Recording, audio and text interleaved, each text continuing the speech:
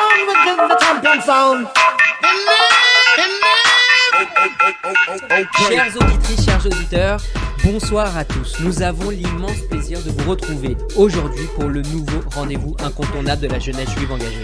RJM, Radio Jeunesse Marseille. Un pari un peu fou qui réveille les esprits, qui engage la jeunesse et surtout qui donne la parole à nos jeunes qui n'ont certainement pas la langue dans leur poche. L'émission de libre expression, sans filtre et fougueuse, à l'image de sa jeunesse militante fédérée par le FSJU. Dans cette émission, les esprits s'ouvrent et les points de vue s'élargissent. 55 minutes de talk, de débat, de culture, de divertissement et même de travail de mémoire. Le média de la liberté d'expression pour la jeunesse militante et engagée, où l'on en ressort grandi.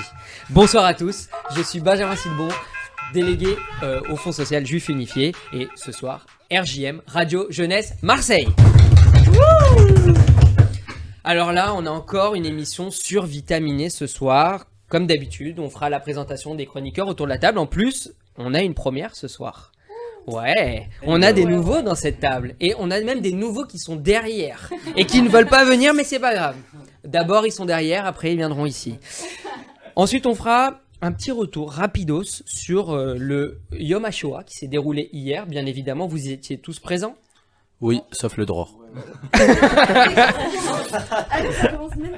Alors C'est ce attention, qu'il y avait des Khanichim, c'est-à-dire des enfants, mais aucun responsable. J'avais des partiels, désolé. si vous parlez pas dans le micro, on ne vous entend pas, chère madame. J'avais des partiels, laissez-moi. Ensuite, on fera un débat autour d'un sujet qui nous intéresse tous, sur la politique, parce que c'est un sujet qui intéresse aussi notre jeunesse engagée et militante. Et on fera le petit jeu après, qui s'appelle le jour d'après. On vous en parlera tout de suite après. Une minute culture, qui est présentée par Benjamin Drey, ici présent. Une minute Torah, de Dan. Une minute mémoire, de Gina, qui sera pas trop longue, on l'espère. Et une minute promo, ici, de tous les mouvements qui sont représentés. Alors, merci infiniment de nous écouter ce soir, et on passe tout de suite à la présentation des chroniqueurs. Alors, moi je pense qu'il faut faire aussi honneur aux dames, et surtout honneur aux nouvelles. Alors, Sam, est-ce que tu peux te présenter ? Alors moi c'est Samantha Selam et je représente le Rabat Young Professionnel. Incroyable, mais À Marseille. d'où tu viens, qu'est-ce que tu fais ? Pourquoi on t'a jamais vu dans cette émission ? Eh ben parce que ça vient d'être créé très récemment. Ouais. Donc voilà, je fais ma petite entrée là aujourd'hui. Ok. Je vais vous Et prendre donc cette toi, photo. Young Professional, en 2 mots, qu'est-ce que c'est ?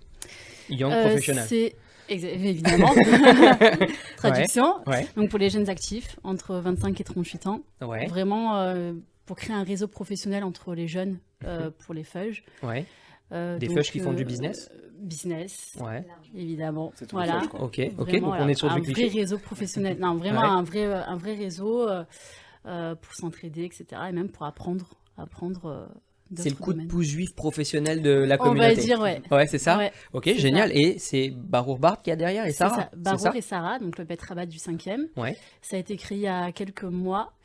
Et donc, il y a des cours de Torah pour garder quand même le côté...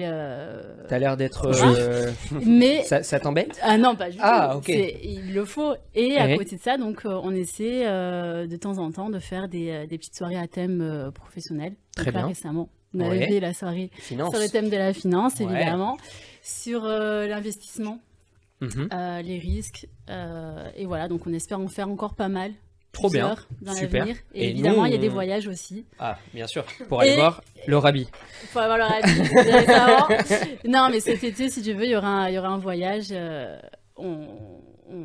Faudra voir sur les réseaux sociaux. Ouais, parce que t'en sais pas encore On plus que sait ça. pas plus que Très ça, bien, voilà. j'ai compris. En tout cas, super. On espère que déjà ce mouvement va vraiment être à son apogée pendant Amen. cette année, et surtout J'espère. qu'on va vous revoir tous, même ceux qui sont derrière cette vitre, dans cette émission pour parler avec nous et débattre sur plein de sujets. Je fais tout de suite le lien avec Jonas, qui est Bonsoir. là à chaque émission. Je crois qu'on peut lui donner le micro d'or. C'est vrai, c'est vrai. Donc Jonas, présente-toi. Alors, je m'appelle Jonas Seraf, je suis l'ancien responsable des EI de Marseille.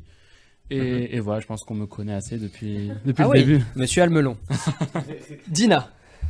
Alors bonsoir à tous, moi c'est Dina Sobaoun, donc toujours Bogueret au sein de la Démo Limdror. Mhm. Et voilà, et VSC au FSJU. Très bien, bravo. Ben? Moi, pareil, je me représente, mais bon, c'est qu'une formalité. Benjamin Talet. Donc, responsable des animateurs au Bnei Akiva. Voilà. Célibataire. Oh, Félicitations pour toi. On mettra son 06 à la fin de l'émission.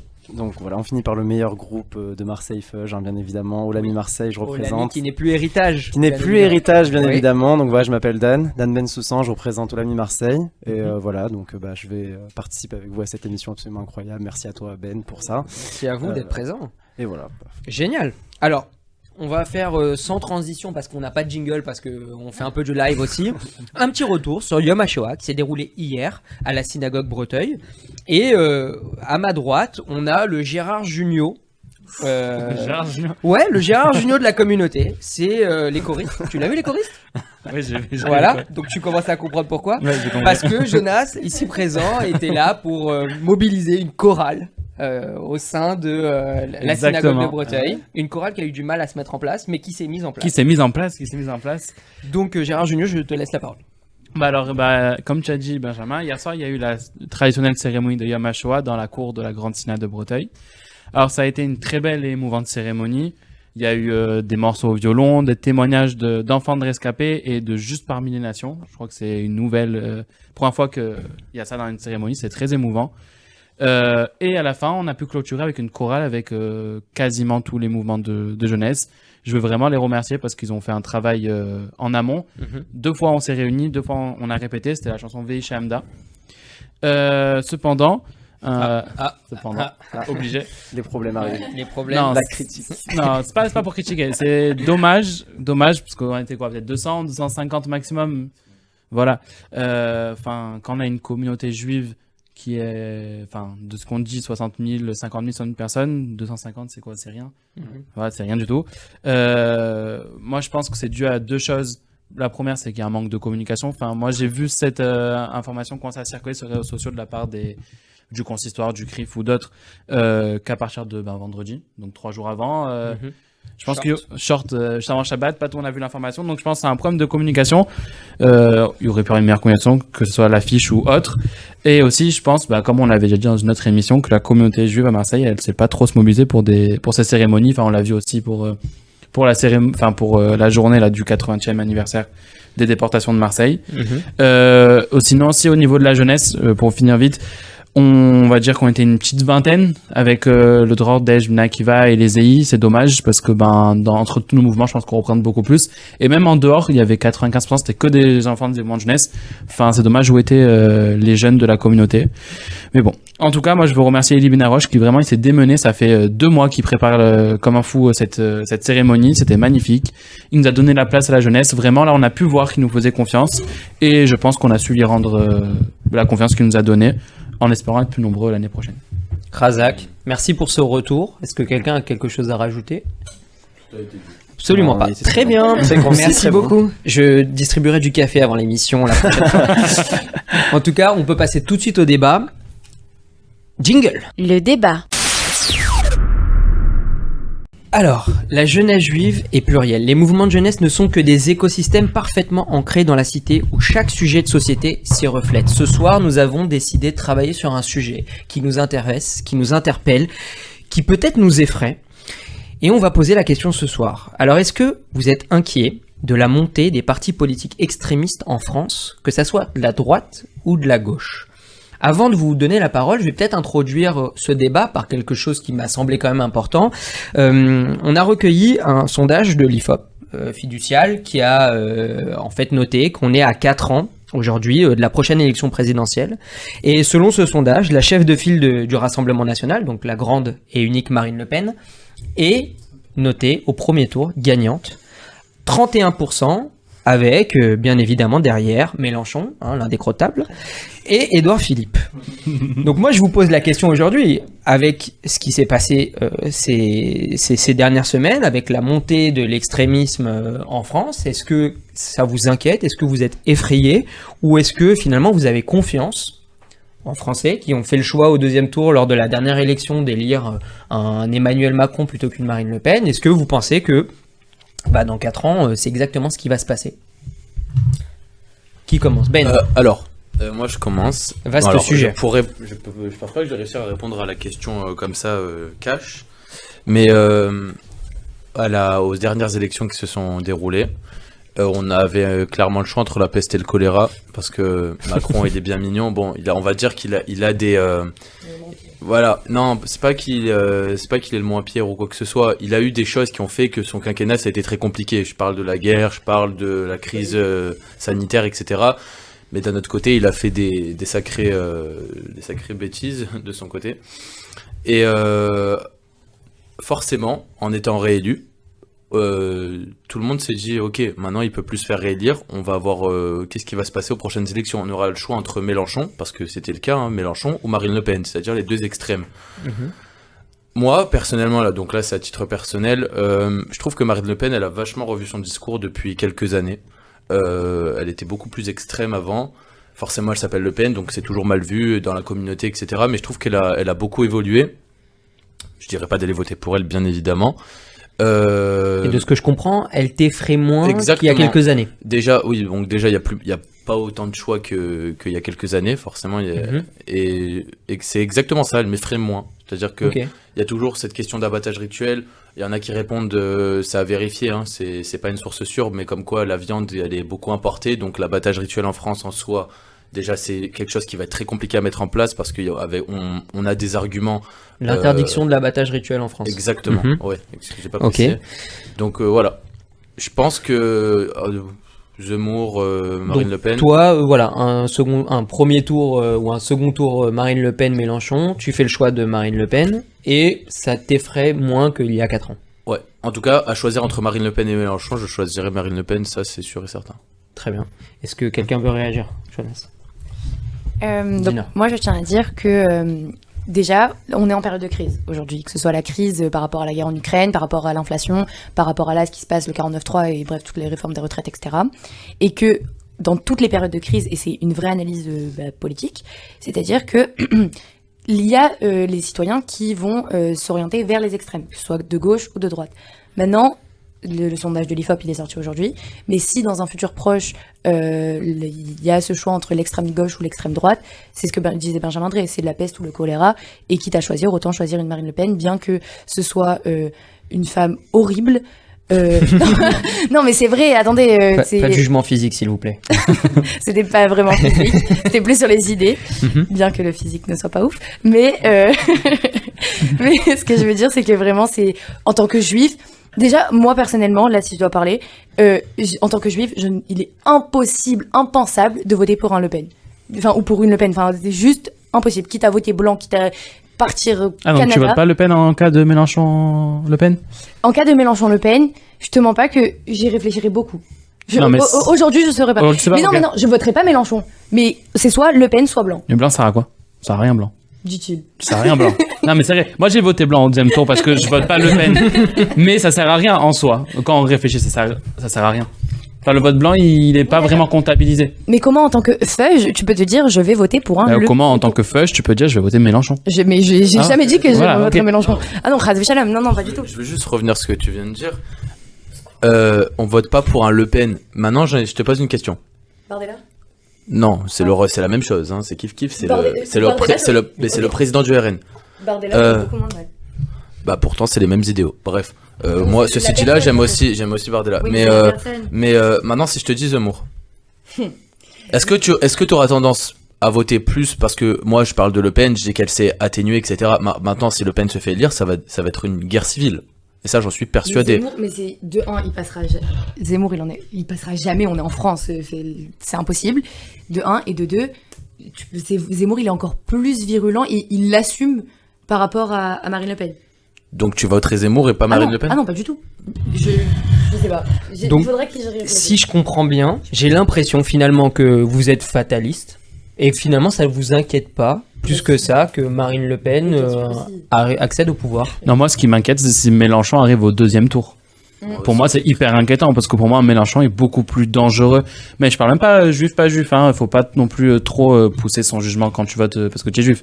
Mais c'est dangereux pour la démocratie. Regardez ces députés aujourd'hui, ils sont là et on a vu les vidéos. Je sais plus lequel député qui est allé vers la police limite il allait frapper la police. Enfin, ils sont là, ils appellent à aller manifester, à être violents, ils appellent à destituer le président. Comme on a parlé la dernière fois, le truc du ballon, là, son député qui a mis la tête du ministre du travail en mode j'écrase la tête. Ça veut dire quoi? Ça arrive pas. Réintégrer un député qui a frappé sa femme. Enfin, ils ont quand même aussi des discours très. Et le député qui a incité tous les lycéens à faire grève. C'est ça? Louis Boyard. C'est ça? Le grand. Je sais pas si vous avez remarqué, c'est ce que je regarde moi, c'est à titre vraiment, c'est totalement subjectif, mais on dit souvent que la Chambre des députés, en règle générale, ça représente le pays et la situation économique, la situation, comment elle est stable ou pas du pays. Depuis qu'il y a une certaine majorité de la France insoumise, enfin de toute cette alliance de gauche, c'est n'importe quoi. C'est-à-dire que c'est, on dirait une cour d'enfant. Avant, c'est pas mon plaisir de mettre la 13 et de regarder les élaborations de loi, etc. Voilà. Mais des fois, en zappant, je regarde un peu et il y a 5-6 ans. Ah, mais c'est un zoo. Voilà, c'est un zoo. Ça me choquait pas. Je voyais des politiciens, je voyais des personnes sortir de l'ENA qui débattaient comme la classe sociale qu'on connaît de la politique qui est celle qui représente totalement la France. Et là, je vois des gens qui sont vulgaires, qui parlent mal, qui ne s'écoutent pas parler. Et j'ai pas envie de faire de généralité parce que de droite aussi, on observe des personnes comme ça. Mais c'est pathétique, c'est ridicule, vraiment. Alors, je vais peut-être reposer ma question pour un peu vous faire réagir. Sam, je veux t'entendre. Est-ce que vous comprenez aujourd'hui que les Français, après tout ce qui s'est passé ces dernières semaines, ces derniers mois, se disent, ok, pourquoi pas les extrêmes? On parle de la réforme des retraites, on parle du 49.3, on parle de finalement tous ces gens qui sont dans la rue actuellement. Est-ce que vous comprenez ce regain, le fait que les gens se tournent vers les extrêmes? C'est un ras-le-bol. C'est un ras-le-bol de tous. Après, moi, je vais être honnête avec vous. La politique, c'est vrai que je m'y penche pas trop dessus. Je trouve ça très flou. Tu vas voter au moins? Je vais essayer de voter. Oula. Mais surtout choisir, c'est ça en fait qui est compliqué. C'est voter, c'est très bien, mais il faut donner son vote en bonne connaissance de cause. Et c'est surtout ça. Après, oui, c'est vrai que dans les années prochaines, pour les prochains votes, c'est vrai qu'on parle beaucoup de Mélenchon, de Le Pen, etc. Mais peut-être à tout moment, on aura une nouvelle personne qui va se présenter. Tout à fait. Et on connaît pas encore toutes les têtes. Voilà, et peut-être justement qui réussira à s'immiscer et à faire plus de votes que les autres, parce que Macron, oui, là on est sur Macron par exemple, il est venu, il s'est immiscé au bon moment. Peut-être qu'on aura une personne nouvelle qui pourra se démarquer et qui. Alors nouvelle, est-ce que les Français referont le choix de prendre un président qui n'a pas finalement l'expérience de quelqu'un qui aurait été député avant, maire de sa ville, etc., comme les précédents présidents? Est-ce que par exemple les Français feraient ce choix-là? Personnellement, en tout cas, moi je trouve que c'est un comportement très humain de chercher un responsable à une situation, tu vois, quand tout va mal. Actuellement, c'est vrai qu'en France, ça a été le gros bordel, pour dire les choses très clairement. Moi, je sais pas ces mots ici. Hein. Non, mais voilà, mais c'est simplement pour dire que voilà, quand on est dans ce genre de situation et qu'on voit qu'avec quelque chose ça ne fonctionne pas, on a tendance à aller chercher la solution ailleurs, tu vois. Donc ça me choquerait pas du tout que les Français cherchent cette situation vers d'autres partis, vers d'autres potentiels présidents, même s'il manque d'expérience ou on va dire, qui partageraient des idées peut-être pas parfaites ou en accord avec ce qu'ils ont, quoi. Donc toi, de la même façon, Le Pen, Mélenchon, ça t'effraie pas? Je dirais pas ça non plus. Enfin, pour rejoindre un peu tout ce qui a été dit jusqu'à maintenant, c'est clairement pas, à mon avis, une situation qui est souhaitable et pas du tout quelque chose que j'espère. Mais voilà, je pense que c'est quelque chose qui peut arriver, surtout au vu de tous les sondages qu'on a vus jusqu'à maintenant, surtout au vu de la situation actuelle. Mais je pense que je pencherais plutôt du côté de Benjamin, à dire que quand même, voilà, par rapport à l'ancien parti que représentait le Front National, avec Monsieur Le Pen, et à qui on souhaiterait foi chez les mains. Voilà. Non, je rigole. Évidemment.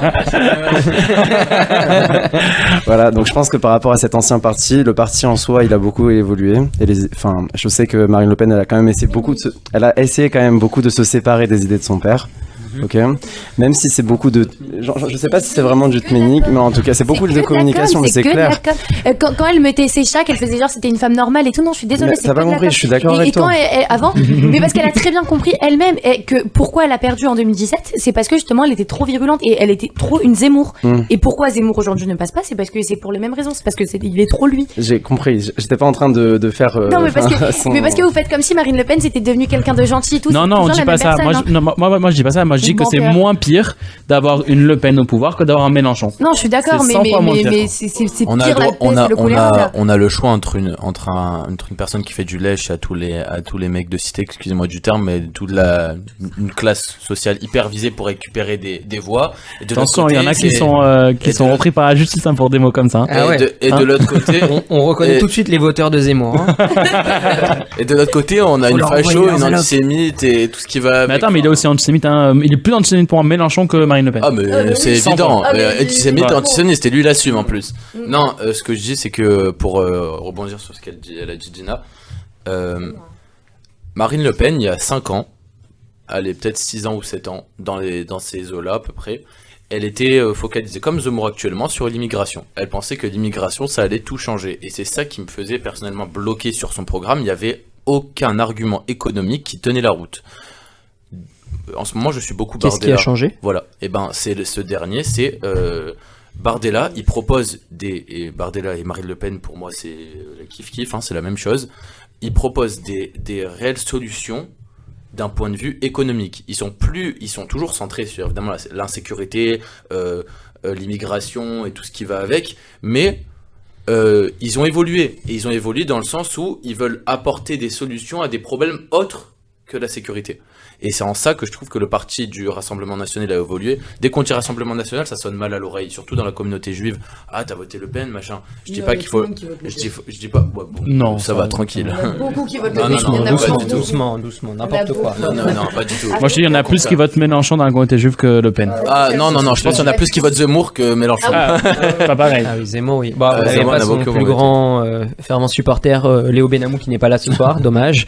Mais finalement, en vous écoutant, j'ai l'impression que Marine Le Pen, elle a changé. Mais moi, je suis pas faut voter Le Pen. Mais non, on dit pas ça. Attention, non, Benjamin ne veut pas dire ce qu'on ne veut pas dire. S'il y a un Le Pen face normalement quelqu'un de potable, on va dire, on n'appellera pas à voter Le Pen ni rien. On votera toujours au centre, quoi. Centre ou droite droite. Un écologiste? Non. Ah bah jamais. Donc, pas n'importe qui alors. Non, mais pour moi, écologiste, communiste et c'est pas pareil. Je veux dire, il est de droite. Oui, je sais. Mais voilà. Non, mais je trouve que Fabien Roussel il est très bien pour les communistes. Il est hyper équilibré. Non, alors lui, c'est un mec de droite perdu à gauche. Fabien Roussel. Juste qu'il a la vérité, je pense qu'aux prochaines élections, je vais voter pour comment il s'appelle? Bardella. Non. Ah oui, c'est bon, je vois la salle. Ah, voilà. Jean Lassalle. Bien sûr, bien évidemment. C'est drôle. Pour la culture du vin. Très bien. Finalement, moi, j'aimerais aussi vous poser une question. Et si on va un peu plus loin, imaginons que finalement, c'est un peu pour mettre le lien avec le jeu qu'on va faire juste après, mais imaginons que finalement, on arrive à avoir un extrême au pouvoir, que ce soit Mélenchon ou Le Pen. Est-ce qu'on s'engage ou on prend la fuite ? Non, on s'engage, on prend pas la fuite. Parce que on fait pas son alia. Non, pour moi, ma conviction, si tu fais l'alia, c'est pas pour des raisons de sécurité ou des raisons. Si tu fais l'alia, c'est parce que tu as envie d'aller vivre en Israël, tu as un projet en Israël, tu es amoureux de l'État d'Israël, tu veux vivre, tu veux participer. C'est pas tu fuis. Si tu fuis, pour moi, c'est pas ma conviction de l'alia. Quand t'entends, une grosse partie de la communauté sans faire mais non, mais ça parle, la communauté, c'est juste de la bouche. Ah, mais si Marine Le Pen est au pouvoir, je me casse. Mais ça, non, mais dans la communauté, c'est des mots, c'est la communauté qui parle le plus. Donc ça, c'est vraiment très classique à chaque fois que dès qu'il y a quelque chose de grave qui se passe en France, c'est de suite le premier mot qui ressort, il faut faire son alia. Enfin voilà. Je pense que la France, elle a toujours quand même ses juifs. Et actuellement, on a une communauté qui est assez forte, même ici à Marseille. Je pense pas que ce soit du tout la bonne solution de quitter le pays, simplement parce que un parti extrémiste est passé au pouvoir. Donc on s'engage alors. Je pense qu'on s'engage, très sincèrement. On s'engage. Et on s'organise, bien évidemment. Et on s'organise. Eh ben c'est très bien, ça nous fait le lien avec le jeu qu'on va faire tout de suite, les amis. On va jouer au jeu d'après. Pas du tout. C'est le jour d'après. Alors le jour d'après, en fait, on va faire une hypothèse temporelle ensemble, là, autour de cette table. On est en 2027. Back to the future. Voilà, tout à fait. On est en 2027, l'extrême droite est arrivée au pouvoir. C'est-à-dire Marine Le Pen, Jordan Bardella, que sais-je. Peut-être même le père Le Pen, on n'en sait rien. Peut-être qu'il est encore vivant, il sera mort. il sera ressuscité, on n'en sait rien. Et là, on a tout de suite plein de petits cas qui peut-être poser problème. Comme la cache-route. L'abattage rituel, elle est interdite en France. Les écoles ne sont plus financées par l'État, bien sûr les écoles juives. Tout comme nos associations communautaires, tout comme nos synagogues. Le port de la kippa est interdit dans la rue. Tout est prohibé. Bref, un climat tendu s'installe en France pour les juifs et aussi peut-être pour les musulmans. Mais peut-être ce qui nous intéresserait, nous d'abord dans notre prisme, c'est d'abord se poser la question pour notre jeunesse à nous et ensuite pour celle des musulmans. Donc une seule question, comment on résiste ? Qu'est-ce qu'on fait pour continuer à vivre notre judaïsme? Alors déjà, on se mobilisera, enfin je pense, Chas Shalom que ça nous arrive, mais je pense qu'on se mobilisera tous. On a des mouvements de jeunesse, on a tous des synagogues, on a tous des choses, et à un moment donné, non c'est vrai ce que j'allais dire, non mais j'allais dire que, en fait, je pense que le fait que les juifs, et c'est la vérité, on est tous unis en soi, on se connaît tous entre nous, on est tous, c'est quand les gens ils disent ça, cliché, en vrai, mais oui c'est un cliché, mais c'est la vérité c'est vrai. quelque part. On se connaît un peu tous et tout, et je pense que vraiment. Mais comment on se mobilise? Qu'est-ce qu'on fait? Et bah justement, comment on s'engage? Bon déjà, je pense pas que ça puisse arriver parce que il y a la liberté de religion et de tout ça en France, et que bah, c'est. On est dans impossible. le jour d'après, madame. Oui, d'accord. On joue un jeu. Ah, pardon. Non, je rigole. Je rigole, j'avais très bien compris. Non, ce que je veux dire, c'est que je pense qu'on se mobilisera tous, on fera des manifestations, on fera des choses, et je pense qu'il y aura pas que des vaches qui. Ça fonctionne les manifestations en Non, France? ça va rien. Non, ça marche sert à pas. rien. Mais à un Ok. moment donné. Prochaine idée. Quelqu'un Oh là a là. quelque chose à proposer? Moi, Éteinte. je pense qu'il faudra directement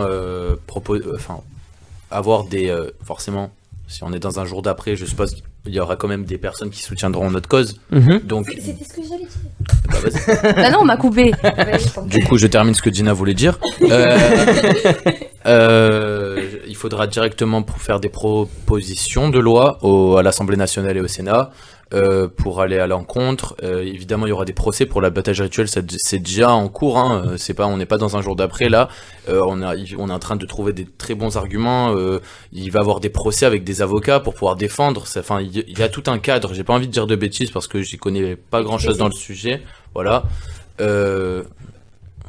Ok, voilà, et donc il va falloir être solide dans les arguments qu'on apporte pour réussir à se défendre avec les valeurs de la France et les valeurs de la liberté et de l'égalité, tout en essayant de respecter le système en place, qui est du coup extrémiste. Donc quoi, on va vivre caché? Déjà, pour répondre à la kippa, même actuellement, par rapport à la sécurité, c'est bien de mettre une casquette, on a quand même la tête couverte. C'est une alternative. Maintenant, moi j'ai envie de mettre la kippa sur la tête, il y en a plein et je respecte totalement ça. Je les invite à faire leur alia. Non, je rigole. Non, pas du tout, on trouvera des solutions. Bah, non, déjà, on va pas se laisser faire. Enfin, on peut pas enlever Il y a des. des alternatives. Non, il y a des non, mais si on commence à trouver des alternatives, ça veut dire qu'on est OK. Si on commence déjà à se dire bah s'ils font ça, bah on va faire alors comme ça, on va arrondir les angles. Non, pas du tout. Donc ça veut dire que tu commences à dire oui, OK, on fait ce que tu veux. Pas du tout. Moi, on me dit pas le droit à la kippa, mais jamais de la vie j'enlève ma kippa. Moi, je l'ai tout le temps ma kippa, j'enlève pas. Non, non, parce que tu rajoutes une casquette. non, parce que ça veut dire que tu laisses faire un petit truc. Et après, alors quoi, la cache-route, on mange plus de viande, on a droit au poulet, donc que le poulet, donc on laisse OK. Je vois ce que tu veux dire. Tu vois ce que je veux dire? C'est-à-dire que si on laisse, parce qu'ils vont pas faire tout ça, s'ils font des trucs comme ça, ce sera pas d'un coup. Ça sera réfléchi, ce sera petit peu par petit peu. Et nous, on sera là en mode, bon, c'est pas grave la kippa, on met la casquette. Bon, c'est pas grave l'abattage, on fait venir des autres pays. Bon, c'est pas grave de trucs. Mais ils vont faire petit peu par petit peu jusqu'à que, quoi. Si dès le début on dit pas non, si dès le début on n'a pas des arguments, si dès le début on se défend pas, on montre pas qu'on n'est pas d'accord, on va s'en marcher dessus et c'est mort. J'ai une question. Si c'est pour toutes les religions, c'est-à-dire que ce soit les juifs, les musulmans, les chrétiens, peu importe, même si la France est un pays chrétien, mais si ils disent oui, non, mais les racines. Les racines c'est chrétien. Hein. Oui. 5. Oui.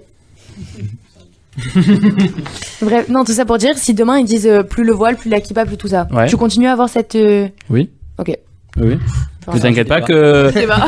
Non, mais t'inquiète pas qu'ils seront plus virulents que nous, hein, si on leur enlève le voile et ils auront raison. Ah oui, si ça vaut pour la kippa, ça vaut forcément Ça vaut forcément pour le voile. Et c'est vrai que vu la population qu'on a aujourd'hui, surtout pour le voile. dans 10 ans, honnêtement, je pense que ce sera plus une révolution qu'on aura en France. Et puis après, pour trouver des solutions, on a tous des connaissances un petit peu de partout. On a des business clubs.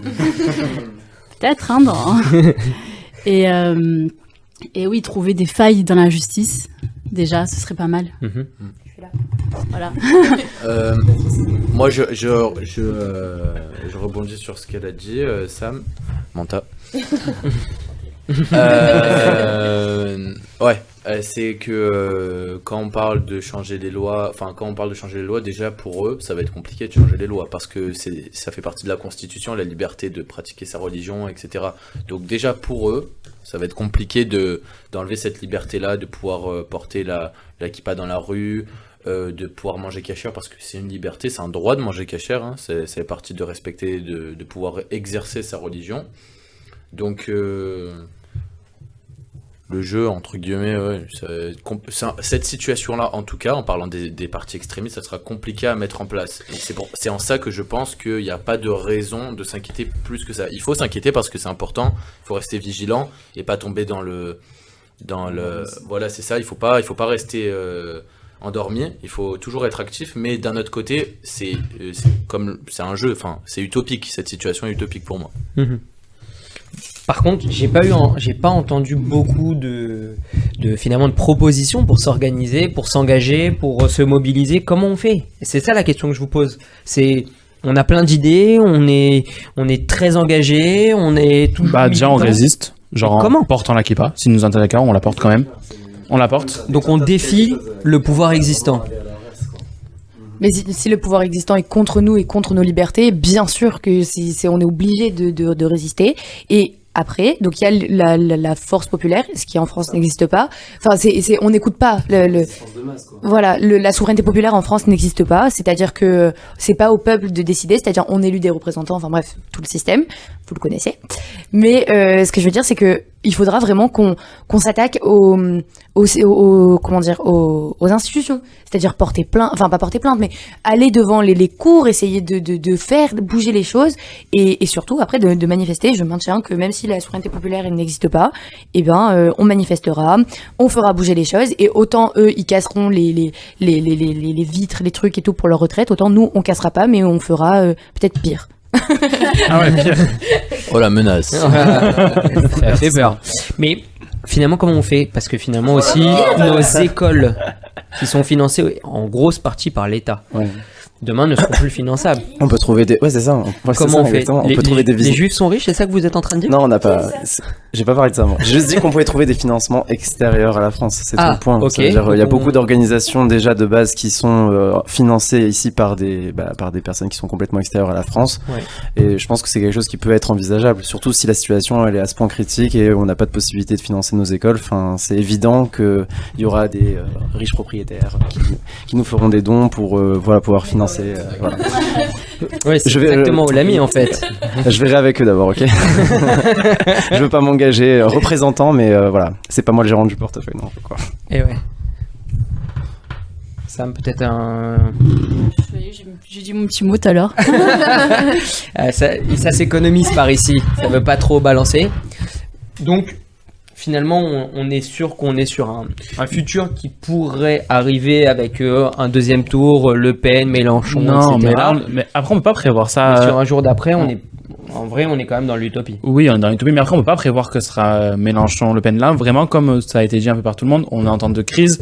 Là, on va pas se mentir, il y a 3 alternatives possibles. C'est Macron, avec tout ce qui tourne autour de lui, on va dire le gouvernement, etc. Et il n'y a pas vraiment d'alternative, que ce soit à droite, comme il y avait avant. Donc, la droite, c'est plus Marine Le Pen ou Zemmour. Et à gauche, ils sont... Mais il y a même plus de droite. Il y a même plus de droite et de gauche. Enfin, pour moi, droite, ça va être Zemmour, Marine Le Pen. Et la gauche, maintenant, ils sont tous mis avec Mélenchon. Donc, c'est la gauche, quoi. C'est même plus, c'est l'extrême gauche, la gauche. Ils vont un peu tous ensemble. Donc, ça, en fait, il n'y a pas vraiment d'alternative. Donc, je comprends que ça, c'est compréhensible, même si, voilà, c'est que les gens aillent, contre Macron, donc plus vers ce qu'ils pensent, donc plus à droite ou plus à gauche, donc Mélenchon ou Marine Le Pen. Mais moi, je pense que d'ici 4 ans, si la situation elle reste comme ça, en 4 ans, bah, ça va forcément péter. Donc, c'est où il y aura quelqu'un d'autre et on retrouvera un certain équilibre en dehors de ces extrêmes. Soit, ben, ça sera beaucoup pire que ce qu'on voit là. Ça peut pas rester comme ça, quoi, sur 4 ans. C'est pas possible, je pense pas. Là, tu penses quoi? Qu'il va y avoir dissolution de l'Assemblée? Bah, à terme, Macron, il pourra pas rester. Enfin, moi, je pense comme ça. Je sais pas ce que vous en pensez, mais Macron, il pourra pas rester avec des manifestations toutes les semaines, des grèves toutes les semaines. Même les gens, ils peuvent pas tenir toutes les semaines les grèves, Il se donne 100 jours pour tourner la page. Non, mais c'est mytho. Il a fait. C'était dans son allocution. Son allocution d'hier soir. C'était un mytho. 100 jours. Un mytho. Oui, il veut tourner la page. Il veut revenir sur le terrain.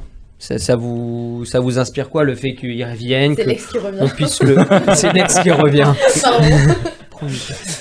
Non, mais qu'il revienne, qu'il soit au contact ça veut dire quoi qu'il revienne? Ça veut dire que vraiment il était dans son château pendant toute la réforme des retraites et que là, ça y est, il vient nous voir comme Bien sûr. Hier, comme le roi aller voir ses paysans. Parce que vous avez vu cette vidéo, hier il était devant l'Élysée, il dansait. Ouais, il a chanté la chanson, Il a je sais pas chanté, quoi, il dansait. son patriote avec je sais pas qui, ouais.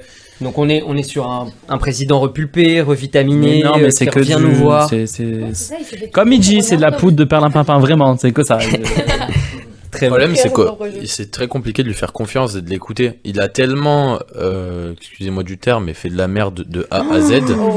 Il y a des gros. Mais non, il a tellement méprisé les gens en fait. Moi je trouve qu'il maîtrise vraiment Les tous les Français, ils Français. n'ont plus aucune confiance en leur président et ça, c'est vraiment un problème parce que du coup, et je termine par ça, les gens ils se tournent vers les extrêmes. Je crois que c'est Samantha qui l'avait dit tout à l'heure, pour trouver des solutions à leurs problèmes, alors que ça va faire que empirer parce que d'un côté, on va avoir une France qui va s'islamiser, qui va perdre toutes ses valeurs On est sur républicaines. CNews ce soir. Ah oui, Voilà. mais de l'autre côté, j'essaie d'être quand même un c'est petit Pascal peu, Pro à ma gauche. non, mais j'essaie d'être nuancé. Mais de l'autre côté, si Marine Le Pen ou Zemmour, même ça m'étonnerait, mais si l'extrême droite est élue, je suis persuadé qu'il y aura des guerres civiles au sens propre du terme. Bah oui, Des regarde, affrontements entre la police et ils vont vouloir tout réformer pour. C'est sûr. Mais C'est c'est sûr, terrifiant. parce que- L'avenir de la France, c'est terrifiant. Mais je vous pose une dernière question avant Ouais. qu'on tourne cette page de débat. Est-ce que finalement, on n'est pas arrivé finalement au bout? Ça bout peut de pas quoi être pire que ce qui se passe maintenant. Si. En vrai, il a sa cote de popularité au plus bas. Il n'y a plus rien qui peut finalement l'entraver. Mais aujourd'hui. non, mais c'est pas ça. C'est que, enfin, ça peut être que pire parce que maintenant, c'est-à-dire que chaque proposition qu'il va faire, chaque réforme qu'il voudra faire, eh ben, il y aura que ce soit qu'elle soit 49.3. bonne ou pas bonne. Hein, il y aura juste parce que c'est Macron, donc contre Macron, des manifestations, des cassages, des appels de députés à aller frapper du policier, à aller manifester, à Ouais, faire mais de il la y aura, violence. il y aura toujours le 49.3, donc c'est bon. Mais je pense, ouais, c'est Non. ça ce que j'allais dire. Je pense qu'il y a une grosse perte de confiance, voilà, du peuple envers son président, juste par rapport, voilà, à ce qui s'est passé pour la réforme des retraites, pour voilà le 49.3 qui a été mis en place. Enfin, c'est clairement de la non prise en compte de l'avis, général c'est tout. Donc je pense vraiment, voilà, que ça risque de poser problème pour la suite. Donc oui, on est dans une situation qui est assez compliquée, mais je pense pas que ce soit encore critique. On peut vraiment tendre vers pire. Non, Quoi. c'est pas critique. Moi, je pense que les députés, surtout ceux de gauche, très gauche comme très droite, pour faire plaisir à. Oh là là, désolé. Dina. Non, Adina. Adina. Ouais. Je pense qu'ils ont un peu, même s'ils sont contre Macron, même s'ils sont contre les réformes, ils ont un rôle d'apaiser les gens parce que, enfin, c'est eux qui ont aussi mis la merde à la base. C'est à eux d'apaiser. Enfin, s'ils sont vraiment, ils veulent vraiment respecter leur rôle d'élu, enfin, comme il se doit, ben, ils doivent apaiser, ils doivent appeler au calme, à arrêter toutes ces violences vraiment parce qu'il y a enfin, vous voyez, je sais pas, vous avez vu les images qui tournent, mais c'est tous les jeudis ou tous les mardis quand la manifestation, il y a je sais pas combien de policiers qui se font frapper et tout. Oui, bon, les policiers aussi, ils frappent. Non mais ok, alors toi, viens toutes les semaines, tu te mets devant, vraiment tu te mets devant eux et tu te prends des trucs sur la tête, tu te prends des œufs, tu te prends des briques, tu te prends des pierres et tout, et toi tu dois rester stoïque. Surtout que c'est les représentants. Dans la réalité, il y a certains policiers. Oui. En termes de proportion, je suis d'accord avec toi, la tienne est plus grande, mais je te dis qu'il y a des policiers. Mais parce qu'ils en peuvent plus, ça fait combien de mois qu'ils... Non, j'ai vu une vidéo où le mec il est plus par terre, il est Il a vu une totalement. vidéo. Une vidéo qui tourne. Après, il y a toujours de la propagande, etc. C'est un journaliste qui est sans défense par terre, il y a aucun risque, il y a aucun danger. Ok. Et il se fait, mais faut voir comment il se fait frapper avec une Ok, matraque. ben ça, ces personnes-là, il faut qu'il y ait une enquête, il faut qu'ils soient en justice, etc. Mais moi, je te dis, je peux comprendre le ras-le-bol des policiers qui n'ont aucun soutien de la part des préfectures, du président, enfin, juste des mots, et ils se font frapper, ils voient qu'il y a des députés de l'Assemblée nationale qui appellent à aller les frapper, je sais pas, enfin, tu vois, on voit les violences, il y a plus de violence du côté des manifestants que du côté des policiers. Ouais, et à un moment donné, enfin, ils sont humains comme toi, comme moi, à un moment donné, quand tu te frappes et tu te fais insulter, Ouais. ben, tu peux pas leur reprocher de se défendre. Pour moi, il y a des moments où c'est de la légitime défense. C'est clair. C'est aussi le fait que voilà, les policiers, c'est aussi les représentants de la loi en France. Enfin, c'est une certaine image à conserver. Donc si tout le monde fait un peu n'importe quoi avec ces représentants-là, enfin, c'est clairement très compliqué. Mais à partir du moment où il y a des députés eux-mêmes qui appellent à la violence, qui appellent et qui font le zouave, on se croirait dans une cour de collège, vraiment dans l'Assemblée nationale, dans l'hémicycle, c'est une horreur. Et ben à un moment donné, ça montre vraiment que la France va mal et qu'il faut faire quelque chose et qu'on en vient à ne plus respecter les policiers. Revenez à l'époque de nos parents, de nos grands-parents. Les policiers, ils avaient peur alors qu'ils faisaient rien dans leur vie. C'était genre, il y avait vraiment une vraie crainte des autorités, il y avait une vraie crainte des politiques. On se permettait moins de, il y a une vulgarisation de la politique et c'est une horreur et du coup ça se répercute sur les citoyens. Merci. Tu idéalises les anciennes générations. Comme elle est nostalgique. Mais il y avait aussi des gangs, il y avait aussi la mafia. Oui, mais pas comme ça, pas comme ça. Qui respectaient pas la police. Pas comme ça. Messieurs, dames, merci infiniment. On pourrait continuer ce débat encore des heures et des heures. Je vois que ça vous passionne, je vois que ça vous mobilise. Ce qui est normal, et c'est ce qu'on disait à la dernière émission, finalement, est-ce que l'Assemblée nationale n'est pas le miroir finalement de notre rue, quand on voit ce qui se passe dans l'hémicycle, quand on voit qu'on hue, qu'on crie, qu'on bafoue des discours qui sont prononcés par la première ministre et une Assemblée nationale qui est complètement un zoo, est-ce que finalement on comprend pas aujourd'hui ce qui se passe dans notre rue et on se pose pas la question si c'est pas vraiment le miroir de la population. En tout cas, merci infiniment pour ce débat qui était riche, qui était intense, et on passe tout de suite à la Minute Culture. La Minute Culture. Minute Culture, petite question. Qui a dit « Le bourreau tue toujours 2 fois, la seconde fois par l'oubli » Elie Wiesel. J'ai lu la fiche. Ouais, t'as bien lu ma fiche, bravo. Alors, Minute Culture, on voulait parler d'un petit prix qu'on organise au Fonds social qui s'appelle le prix Robert Mizrahi. Alors, on a donné le nom de ce prix à un rescapé de la Shoah qui est toujours vivant. Alors, c'est bien de donner le nom à des prix à des gens qui sont toujours là. Enfin, en tout cas, on a pensé à ça. Et en fait, ce prix permet à des jeunes, en plus c'est bien, on a des témoins autour de la table, qui vont rencontrer en fin de compte des enfants rescapés de la Shoah ou des rescapés de la Shoah s'ils sont toujours vivants, pour en fait raconter une anecdote, narrer quelque chose d'important dans leur vie. L'objectif, c'est toujours la vie plutôt que la mort. Et donc ce prix récompense les jeunes qui vont aller discuter, interviewer, raconter cette histoire-là. Et le lundi 8 mai, on a une remise du prix à l'hôtel de ville par le maire de la ville. Donc ceux qui ont participé à ce prix sont bien évidemment conviés, mais tout le monde est convié à midi à l'hôtel de ville avec Benoît Payan qui remettra le prix aux jeunes qui a fait la meilleure production. Et donc ça tombe bien parce que Benjamin, toi tu participes à ce prix-là et tu as rencontré un rescapé de la Shoah. On peut même faire des liens parce que c'est un ancien NEI. Ouais, Jonas. Exactement. Voilà, j'aimerais que tu nous parles une petite minute, pas plus long, de ce que tu as vécu, de finalement cet enrichissement personnel de rencontrer une personne rescapée de la Shoah. Oui, alors c'est ça, donc je suis allé vendredi dernier, c'était le 14, chez Michel Fary, donc à son domicile, pendant 2 bonnes heures où on a parlé, je lui ai posé quelques questions. C'était une expérience très enrichissante, donc il m'a beaucoup parlé de son papa qui a été un juste parmi la nation et qui a résisté, faut voir tout ce qu'il a fait dans une vie, dans sa vie. C'est très compliqué de résumer en 1 minute une vie comme celle de Benjamin Fary, parce que ça soit dans son engagement dans la communauté, que ça soit dans son engagement dans la résistance française pendant la Seconde Guerre mondiale.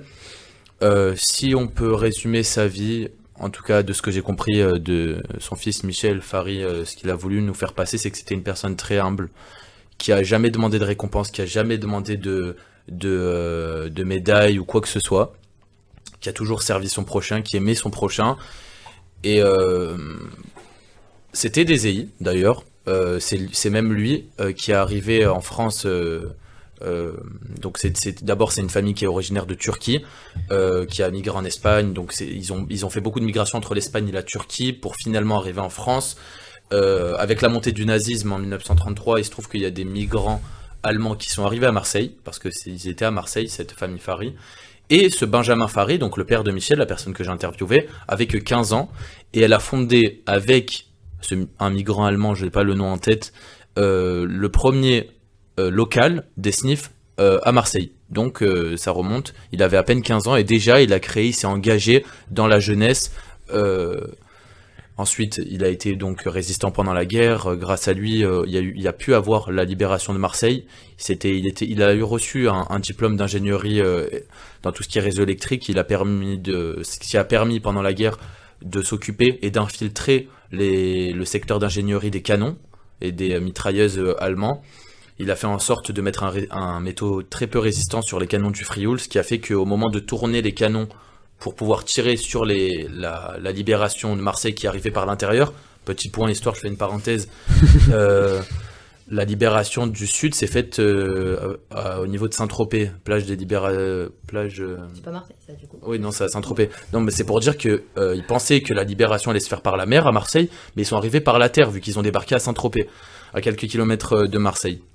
Donc au moment de tourner les canons, le métal qu'avait positionné ce Benjamin Fary a fondu parce que il avait tout prévu, hein, a fondu parce que l'effort était trop grand pour les canons et ils ont été totalement non opérationnels et ce qui a permis donc de libérer Marseille. C'est un acte parmi tant d'autres, je peux pas tous les raconter, mais juste pour vous donner un ordre d'idée, et je termine par ça, il a fait son mariage devant la mairie en pleine occupation en 1944. Donc juste ça, il a continué à résister après avoir failli se faire arrêter. Il a été caché par sa voisine juste au-dessus, avec la milice à sa porte, et il a continué, ça l'a pas découragé.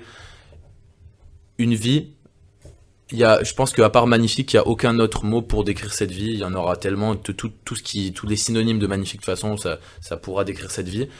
Et franchement, c'était 1h30 de pur bonheur, de découverte, d'enrichissement et surtout, ça m'a permis d'apprendre beaucoup de choses, notamment sur les EI parce que c'est à la base de tout.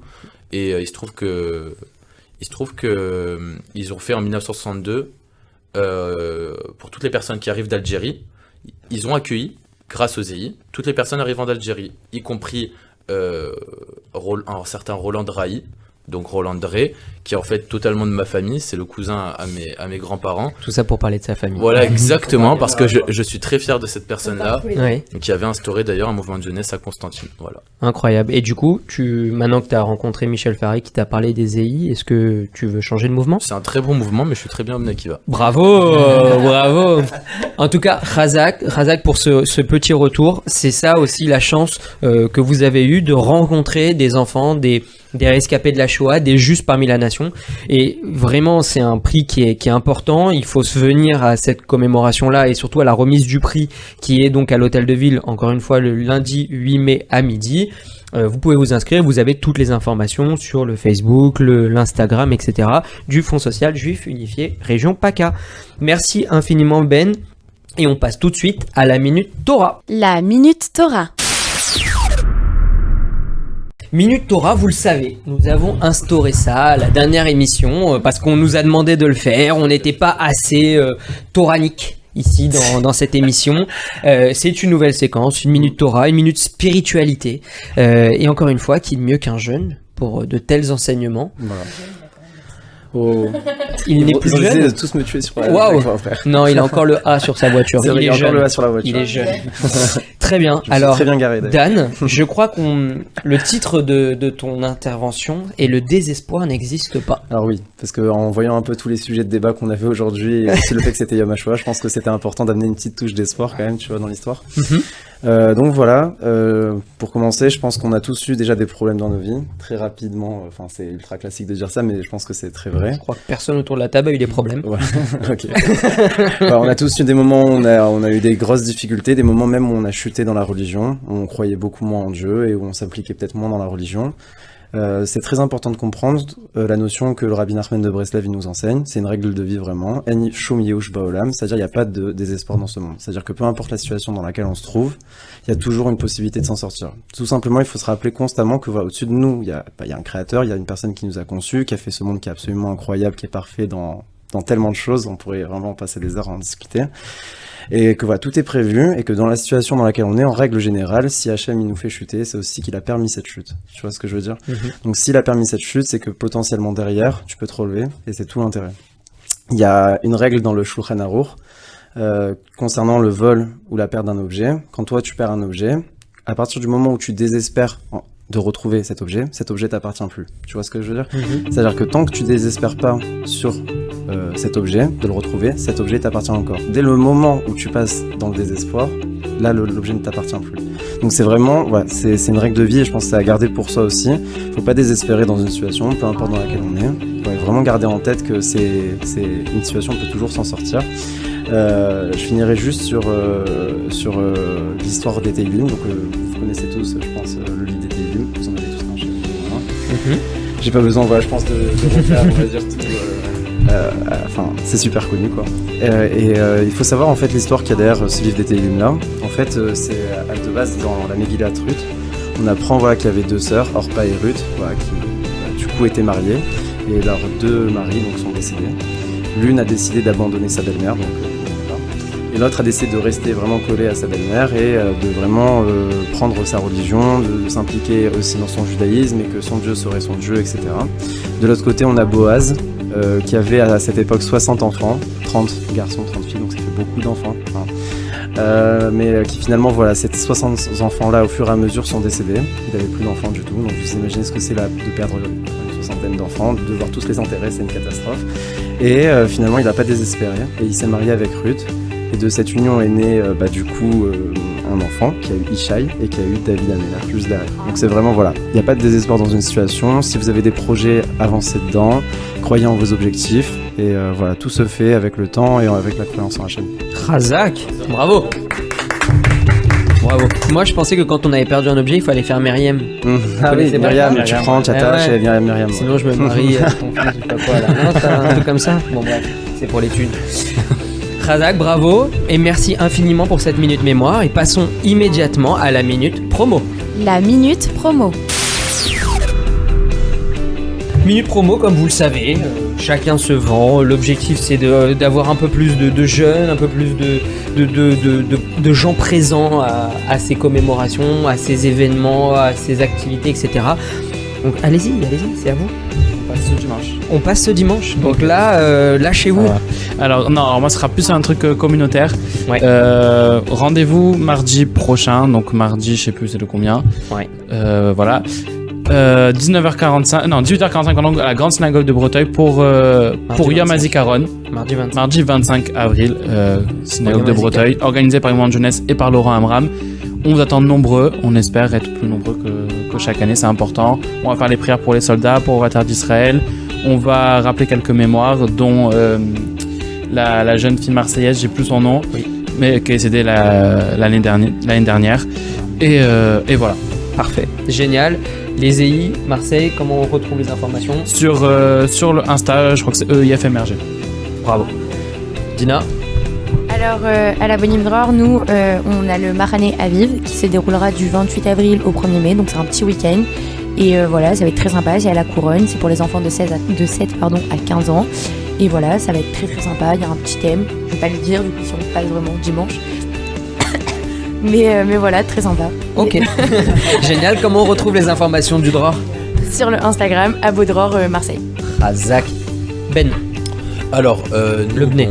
Bnei qui va, comme tous les Shabbats, rendez-vous à différents points sur Marseille, on vous récupère, on fait la marche ensemble, on rigole, on s'amuse, activité au local.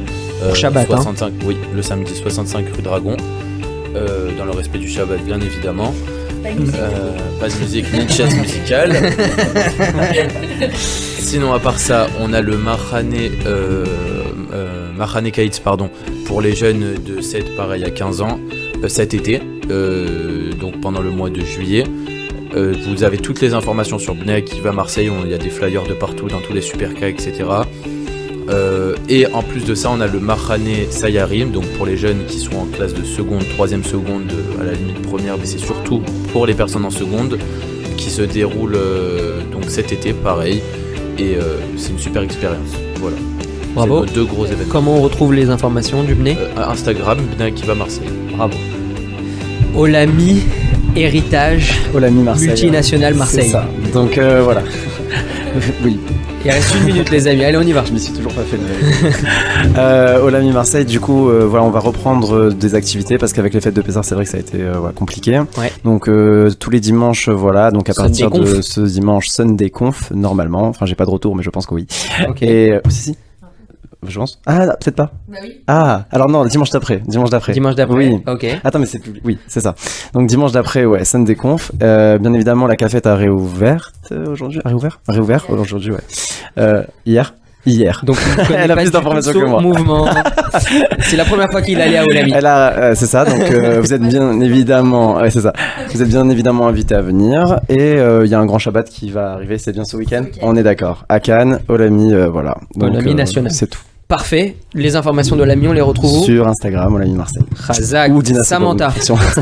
Alors, Chabadon professionnel, on reprend normalement donc les cours de Torah le jeudi soir, et plus particulièrement de Tania. Les événements, il y a un voyage qui va venir début août. On n'a pas encore la destination, mais le fait de venir au cours le jeudi soir, ça permettra d'avoir une petite subvention pour les participants. Et les informations à venir, donc que ce soit pour les soirées, voyages, etc. sur Instagram, c'est YP Marseille. Bravo. Merci. C'est clair. Merci à vous. Alors nous, pour l'émission, retrouvez-nous sur Instagram. On a un Instagram qui s'appelle RJM Radio Jeunesse Marseille by Noé. Une émission RJM, c'est tous les dimanches à 17h, maintenant sans faute, et bientôt en podcast sur Spotify. Vous pouvez nous retrouver sur les réseaux sociaux. Surtout, n'hésitez pas, si vous avez des commentaires, des retours, des clashs, des contraventions à faire sauter. Non, je rigole. N'hésitez pas. Contactez Yon Professional. Ils ont plein de gens autour qui aident, etc. On trouvera. Et voilà, n'hésitez pas à nous faire vos retours, vos petits commentaires, savoir comment vous aimez l'émission. Si vous voulez qu'on rajoute des séquences, qu'on enlève des gens, qu'on retire Dina de la mission, on peut le faire. Merci infiniment de nous avoir suivis et à la semaine prochaine. Okay.